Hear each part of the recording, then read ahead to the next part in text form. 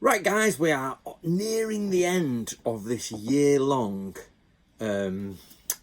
playlist of samurai armor, and Scott from Sengoku Studies has just done the video. This month's video, he's done his first, which is excellent.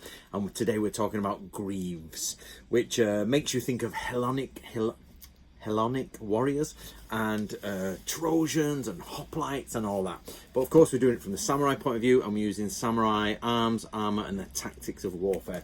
And today we're going to be on page 391. We're going to be talking about greaves. These are suneate. Suneate, yeah, not tsu, it's su. So there's in Japanese there's the ts and su. They're so close, but before it. Now, there are various types of these. You get fully hinged ones, you get ones with little strips down them, and you get partial armoured ones, but nearly all of them come with a rubbing strake in the rubbing pad, here. Now, this rubbing pad is on the inside of the armour, and when I first tried samurai armour on for the first time, I didn't know what they were for, to be honest. I'll be totally honest, I didn't have a clue. And I put them on the wrong way round and took some photographs, and I actually got it totally wrong. But somebody explained to me, they said these are the rubbing pads, and it's so you're, when you're on the reins of the horse, or you're on the inside of the horse, you're not ripping the horse. And when you're walking, you're not scratching against each other. So they're the leather pads that can sort of be replaced for wear. Now, one of the interesting things from these greaves is, and as I say, go to Scott's video first, because Scott will have the basics on all the greaves. I'm following up on Scott's. But what we have is the Ju-O Gashira, the Crown of Hell, this one here. And these are the Crown of Hell type. And the reason they're called Crown of Hell is because of this guy here. This is Emma, or Yemma.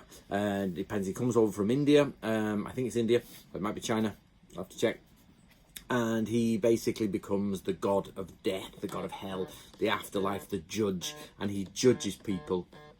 Sorry, I got a phone call.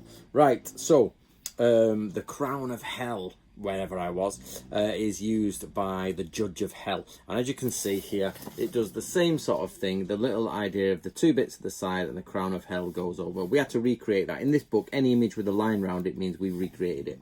Then you get these types, which is the razor clams. So these are the ones that actually have the barding on it, is the best way to say it.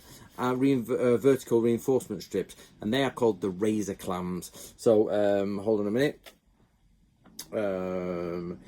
Is also called Mate Gara, the razor clam style protector. And basically there are different styles of suneate, and one thing that we're coming across quite a lot, or what I'm finding, is that we in the modern times tend to mix the armor up. Actually, there was specific armor for when you're riding a horse, and specific armor for when you're marching on foot, and there's specific armor for when you're shooting a gun, and specific armor for when you're doing archery, because these bits get in the way. Like if the knee pads are too big, which they used to be oversized, then and you're walking, it would jam in. And I've had it before, I've wore them before, and when you're walking and flexing, they jam in like that, and it gets really annoying. So it's saying like footed soldiers don't have the extra knee pads, but horsemen, when they're kneeling up, have the knee pads on, like the crown of hell and things like that. So we just have to be careful about these things. But we're getting close to the end of this series, which I think has been good. We did start off with a lot more members, and now it's just down to me and Scott at the minute, which is a bit of a shame. But Scott does awesome videos, and he's keeping it going at the minute, because I am obviously, I'm in that transition period, but I'm still here, so which was much easier to do when I was at home. But here we go.